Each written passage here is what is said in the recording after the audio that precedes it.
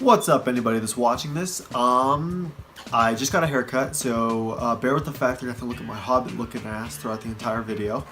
But yeah, let's get right into it. I'm pretty energetic. I just drank a bunch of this. You can tell because I'm talking way too fast. Frappuccino. I've been so busy today. Some people who watch this channel, subscribers, friends, will know that yeah, I'm moving soon, so I've been doing a lot of stuff. Been so busy with a lot of stuff. But here I am to make this review.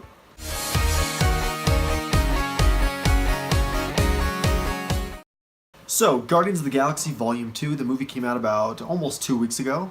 Actually, yeah, it was 2 weeks ago now. This is a very late video. I don't know why it's been taking me so late just to get this out, but here we go. Well, I'll tell you exactly why it took me this long. I just now saw this on Sunday. Yeah, saw it on Sunday. I don't even know why I just said what I said before because I knew exactly why. But anyway, I loved it. It was amazing.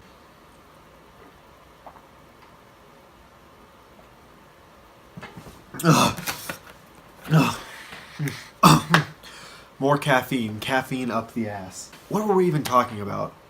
Now I feel tired. That's weird. Guardians of the Galaxy Volume 2. Now, the plot of this movie is much like the first one. We have this group of, space monkeys. What? Now the plot, I know I saw the movie, I understood the plot, but the plot, like, I don't even really know how to explain it, but here we go right here. Peter Quill and his fellow Guardians are hired by a powerful alien race, the Sovereign. Don't think I said that right. The Sovereign, I don't know. To protect their precious batteries from invaders. When it is discovered that Rocket has stolen the items they were sent to guard, the Sovereign dispatched their armada to search for vengeance. As the Guardians try to escape, the mystery of Peter's parentage is revealed. Sorry, I think I just had my notes up that entire time. That was weird. Now here we go with the characters. First of all, we have Drax the Destroyer. He even funnier this time. I mean, he was great in the first one. I wasn't the biggest fan of him, but this time around, I loved him. I loved him. Like, I liked him in the first, but not as much as I did this time. I think he's amazing in this one. We got Rocket Raccoon. He's even more of an asshole this time, believe it or not. But he was great. He was pretty great. Baby Groot. Yeah, he's cute. It's kind of just cutesy and all that. Now, going into this, I figured, oh, they're going to play it out way too much. Disney's going to play it out way too far. Like, be too cutesy about it. Go like Indiana Jones with the monkeys and the gopher. The groundhog, whatever that thing was. What the hell even was that movie? But no, actually. Not at all. He was great. He wasn't overused at all, and I think they did a great job really showing off Baby Groot. Star-Lord doesn't really do as much this time. I mean, he's very important in the movie, but he doesn't do a whole lot compared to the first movie, but still enjoyable. One thing I did love about Star-Lord this time around, which was also pretty, which went on a lot through the first one, is the references. Since he came to space in the galaxies in the 80s, or it was 1980, 1984, somewhere between there. I think it was 1984. Because of that, he has a lot of 80s references, and there's one in particular that was pretty great. I thought it was pretty funny, and if those of you who saw the movie know what I'm talking about, this is a spoiler-free review, so I ain't mentioning nothing. And the last four characters are Nebula, kind of a bitch. Yondu, he was awesome in this, loved him, much better in this one than the first one. He was great. Gamora, still pretty boring, doesn't do a whole lot, but it is what it is. And Mantis, kind of unique, kind of different. She was funny at times, had a few good moments, but not a whole lot going on there. And those are our characters.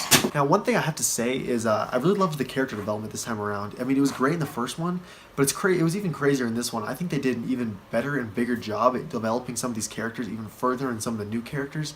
And think about how many characters are in this movie. We have 8 characters, like, of the main characters, like the Guardians. How the hell are they able to fit that into this movie and make it so perfect? And when there's some movies that in the MCU that focus around one character that are absolutely shit. Now, I'll talk a little bit about Ego. Won't give anything crazy away or anything like that. But Ego, Living Planet. I think he was great. The way that they handled him was awesome. Just the fact that, he's a planet. And I think people know that. Now, people who read the comics, they know he's a planet.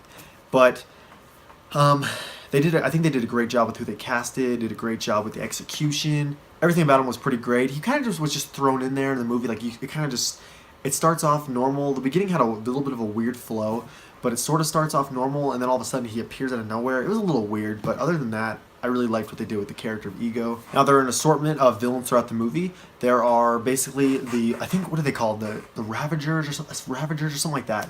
I forget exactly what they're called. Basically, Yondu's people that go after him. Then you've got Sovereign, whatever, that go after all the Guardians for stealing the batteries.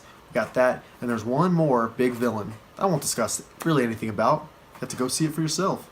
Now, much like the first one, there's great dialogue, great line, great comedy. Overall, great screenplay written by, oh God, what is his name?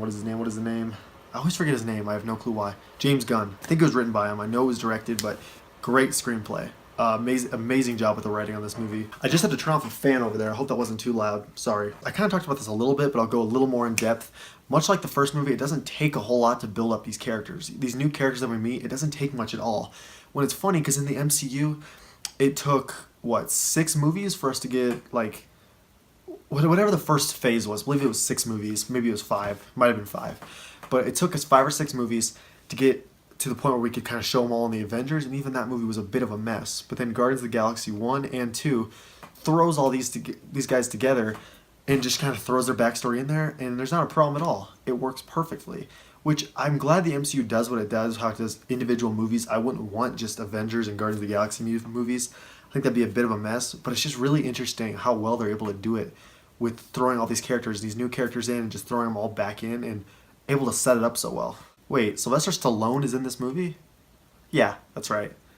Now, who the hell forgot to tell me that? It was really weird. Like, I was watching the intro credits and I'm like, what? Stallone? Stallone's washed up ass is in this movie?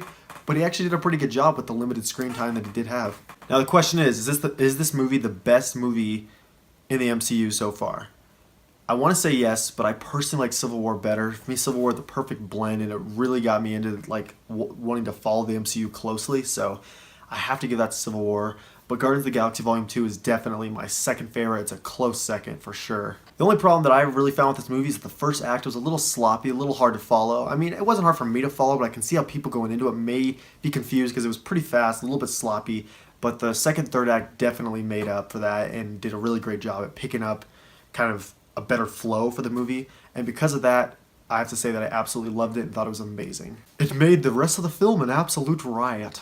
Last thing I'll say that I really loved about this movie was the music. The music wasn't as great this time as the first soundtrack, but that was a hard soundtrack to live up to, and there were still some great songs on here. I really wish that they would have had Fox on the Run on here, the one that was in the trailer. That's been one of my favorite songs for a couple years, actually, and that would have been really cool to see that in the movie, but that's not really a big deal. The music was still one of the best parts of the movie, and I'm going to have to give Guardians of the Galaxy Volume 2 an A. Now, what did you think of this movie? Let me know your thoughts, feelings, and all that stuff down in the comments below.